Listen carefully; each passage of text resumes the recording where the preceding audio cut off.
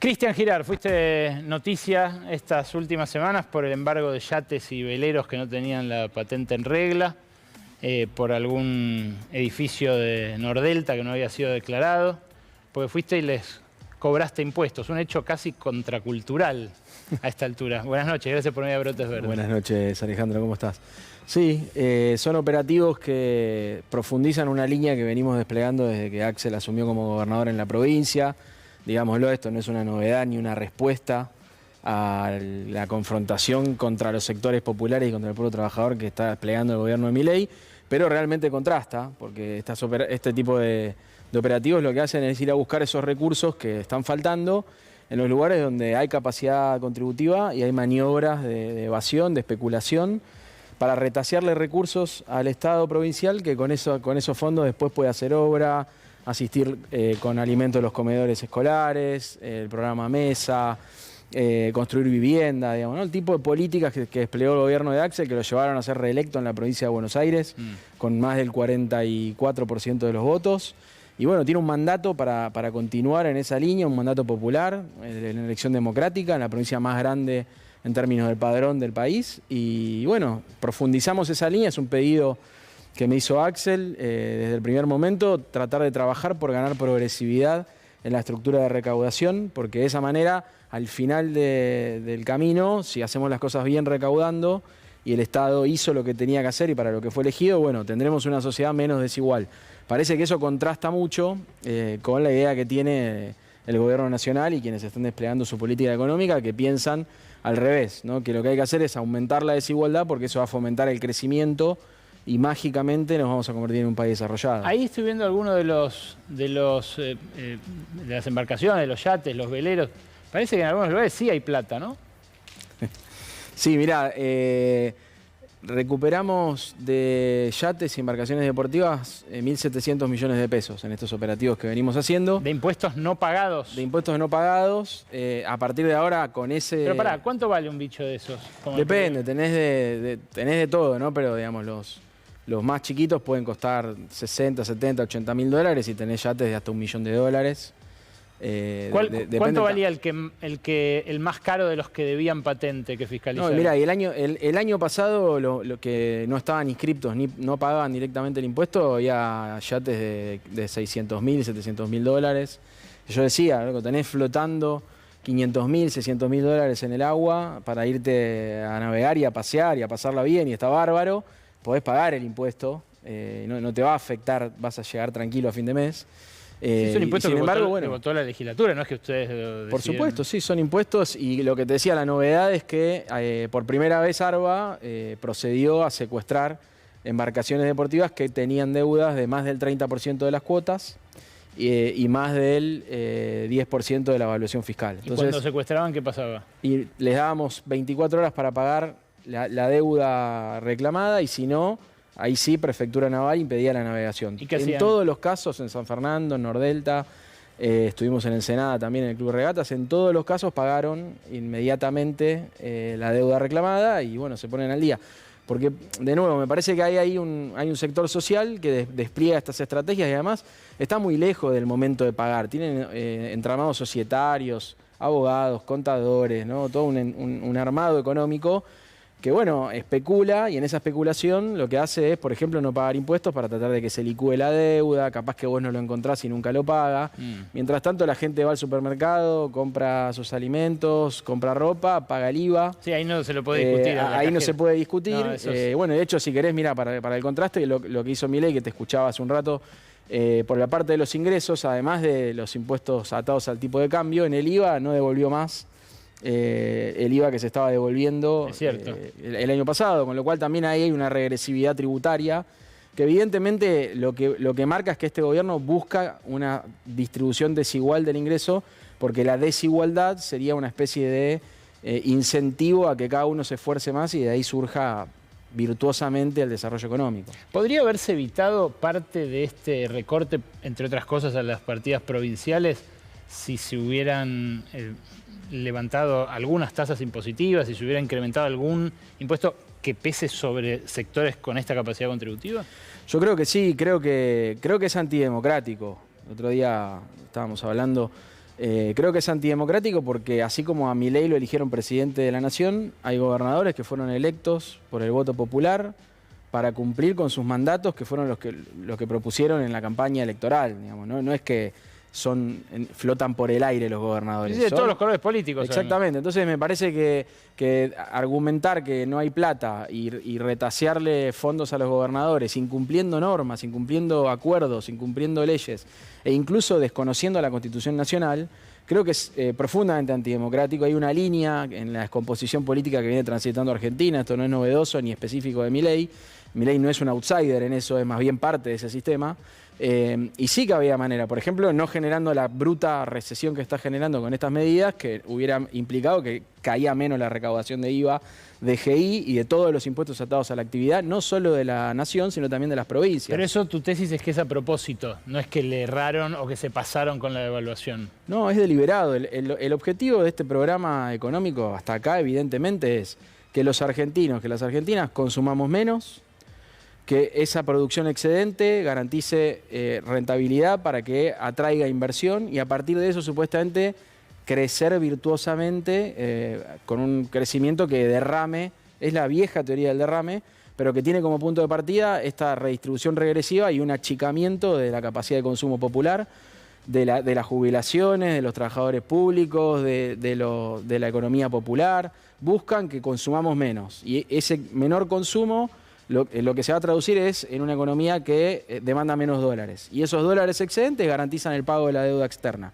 Esa es la verdad. No es un problema de déficit fiscal como plantea Caputo, como plantea Milei. Son dos problemas distintos. Hay un problema fiscal, bueno, vamos a ver por los ingresos qué se puede hacer. Trabajemos en el gasto lo que se pueda trabajar. Eso, por supuesto, es razonable. Pero otro problema son los dólares que faltan para pagar la deuda, que el propio Caputo tomó, trajo al Fondo Monetario Internacional y para garantizar el repago de esa deuda, bueno, lo que hay que hacer es achicar el consumo interno, dañar los ingresos populares, de esa manera generar el excedente y garantizar los dólares para que los acreedores digan, bueno, ahora tienen superávit fiscal y hay dólares, mejora la calificación de riesgo, acceden a los mercados de deuda y sigue la joda del endeudamiento perpetuo, que es a lo que juega esta gente. Ustedes en la provincia actualizaron el impuesto inmobiliario urbano antes de que se diera este recorte de las partidas para las provincias, pero me imagino anticipándose a algo que ya en campaña se insinuaba. ¿Piensan aumentar algún otro impuesto? ¿Piensan cambiar algo para intentar tapar esa tijera, ese ajuste? Bueno, es potestad de la legislatura, ¿no? La política tributaria, ¿no? Definirla, crear impuestos o aumentar impuestos es una potestad legislativa, se discute, se delibera, se vota entre todas las fuerzas. El gobernador entiendo que está evaluando todo tipo de situaciones, pero porque el contexto es muy novedoso, permanentemente cambiante, uno no sabe con qué va a salir. Con qué medida nueva va a salir el gobierno nacional, con qué ataque distinto va a salir y en ese contexto no se descarta evaluar ninguna posibilidad. Eso no quiere decir que se esté evaluando alguna en particular, lo que te quiero decir es que realmente no es imposible dar certidumbre o certeza respecto de qué va a pasar en los próximos días. Digamos, de hecho el propio gobierno lo reconoce, no tener una proyección de presupuesto de qué va a pasar en la economía, no lo pueden decir porque es imposible planificar o intentar proyectar el comportamiento de la economía con este tipo de medidas cambiantes de un día para el otro, que además son tan brutales en sus efectos. La semana pasada, no, la anterior, Adrián Mercado vino acá, el dueño de la inmobiliaria y la casa de subastas, y me contaba que una pyme por día le pide tasar su parque de máquinas para venderlo, para rematarlo. ¿Algo en tus planillas sugiere lo mismo o que eso esté avanzando o empeorando? Mirá, la información interna que tenemos en la provincia de Buenos Aires es que están cayendo fuertemente las ventas, las transacciones comerciales. Y obviamente una vez que caen las ventas, empieza a caer la producción, porque se empiezan a sobreestoquear los productores, las cadenas de comercialización empiezan a comprar menos porque vende menos. Cuando los productores se sobreestoquean, empiezan a contratar menos trabajadores y menos materias primas. Entonces los productores de materias primas también tienen menos demanda y empiezan a reducir la inversión. Y ese es el objetivo que tiene esta política, como te decía, de enfriar la economía, y lo que busca en ese proceso es bajar la inflación, estabilizar la economía. ¿Puede hacerlo? Creo que se juega todo en la posibilidad de controlar el tipo de cambio. La verdad es esa. Me parece que Cuando te escuchaba, asumió Milei, Caputo, que no querían intervenir en la economía, pero arrancan fijando el precio más importante en la economía argentina, que es el precio del dólar. 118% de aumento, obviamente todo el mundo ya sabía que iban a evaluar, venían subiendo los precios, te escuchaba hoy en la radio. Después de la suba del dólar, suben los precios a través del dólar. ¿Y qué es lo que buscan hacer? Que la dinámica inflacionaria que había por la negociación colectiva para no perder con la inflación se frene en seco y de esa manera tratar de que el impulso inflacionario de la devaluación sea menor. Ahora, la verdad es que si uno mira la inflación de diciembre, 25%, la de enero, 20%, lo que se proyecta para febrero, y podríamos especular algo para marzo, la devaluación que hizo cuando asumió Milei prácticamente se la comió en competitividad. ¿Qué va a hacer el agro? ¿Va a liquidar la cosecha a ese tipo de cambio? Hoy contaba eso de lo que tiene precio. Está a la mitad que el año pasado, a esta misma altura, fijado precio de la cosecha. Bueno, en un contexto donde está cayendo el precio de la soja, además internacionalmente. Entonces, yo creo que todo se juega. Todo se juega en eso. Me parece que, de nuevo, la salida financiera es conseguir un ingreso de dólares. Ojo, con fomentar demasiado el negocio financiero. A Macri, cuando Caputo era ministro, le salió mal. Entonces, me parece que vos podés generar, como siempre Axel cita a Keynes, con la paz de los cementerios, ¿no? O sea, vos podés generar una estabilización nominal de la economía, bajar la inflación a costa de matar el crecimiento económico. Es la paz de los cementerios. Pero la dificultad que tiene Argentina y que va a tener este gobierno es que si faltan los dólares y vuelve a subir el precio del dólar, va a ser muy difícil que la inflación no siga subiendo. Cuando lo metió el régimen de inflación, pegó un salto con la devaluación de Milei. Veníamos con tasas de inflación del 12% y estamos hablando del 25% y el 20%. Entonces, ¿qué pasa? ¿Cambiamos de régimen inflacionario? ¿Vamos para arriba de nuevo con una nueva evaluación? Yo creo que es muy difícil. ¿Pensar en este contexto en una dolarización no es de ciencia ficción? Bueno, lo dice el presidente todo el tiempo. Yo en ese sentido creo que hay que tomarlo en serio si él dice que su plan es la dolarización. También es cierto, como vos decís, que mientras Milei habla de que va a dolarizar, está haciendo un ajuste brutal, una licuación tremenda de las jubilaciones y de los ingresos populares, y pareciera ser que la zanahoria es: mirá que te voy a dar los dólares, a vos que me votaste, te voy a dar los dólares. Y puede generar una especie de ilusión incluso, que bueno, medís tu ingreso en dólares y parece, con esta baja que hubo ahora de los paralelos, parece que te subió el ingreso en dólares, o una expectativa de que después te va a subir el ingreso en dólares. Y eso puede ser un instrumento político para mantener la expectativa en la gente. Ahora, la verdad es que es difícil la dolarización. De todos modos, bueno, él dice que es su programa. Lo grave de esa avanzada sería que es irreversible. Entonces, en ese sentido, si él dice que es su programa, y no es el único que lo dice, es un proyecto que en Argentina vive desde el año 2001, cuando se discutió si se dolarizaba o se devaluaba. Creo que lo grave es que lo diga el presidente, porque lo puede hacer, es factible hacerlo, y eso es irreversible. Entonces, creo que hay un debate ahí. Me parece más urgente el ajuste y lo que está pasando con la gente hoy. Lo otro, bueno, es una discusión política. Una palabra sobre Marcos Galperín. La vez anterior que viniste, hace un par de años, dijiste algo muy valiente para tratarse del tipo más rico del país, que es que te parecía antidemocrático que se hubiera ido de Argentina y a tributar en otro país después de haber militado en la campaña, de haber sido fiscal incluso del PRO en las elecciones. ¿Te lo imaginabas siendo el exégeta, el máximo defensor de un gobierno como este? Bueno, mirá, me parece que justamente lo que eso pone de relieve es que Milei no es un outsider.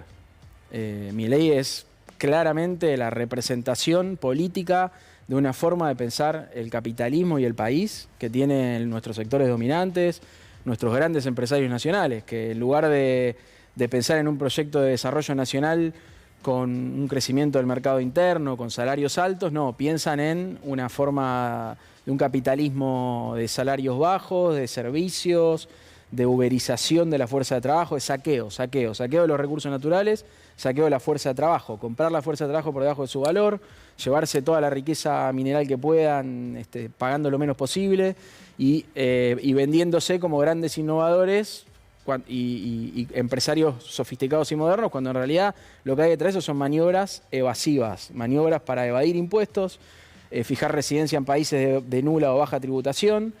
Y para colmo, siendo el empresario más importante de Argentina, vos decías, bueno, por eso yo digo, es antidemocrático. Y digo que hay una línea de continuidad porque me parece que claramente desconocer que Milei es la expresión de esos sectores sociales, que no es un outsider, un tipo que viene de afuera, es parte de ese proyecto, también es negar la continuidad en el tiempo que hay de lo que intentó Macri, lo que fracasó, cómo actuó en ese momento Galperín, que fue irse del país. Y desde Twitter picantearla y contarnos cómo deberíamos hacer las cosas, desde afuera, desde Twitter, no pagando impuestos. Y ahora con un Milei que nadie se hace cargo. El fondo dice, este ajuste es más fuerte que el que nosotros proponemos. Los empresarios dicen, no, es un loco, nadie sabe qué hace. No es cierto. Es la expresión de una forma de entender el país, solo que es un poco extrema, digamos, es de extrema derecha.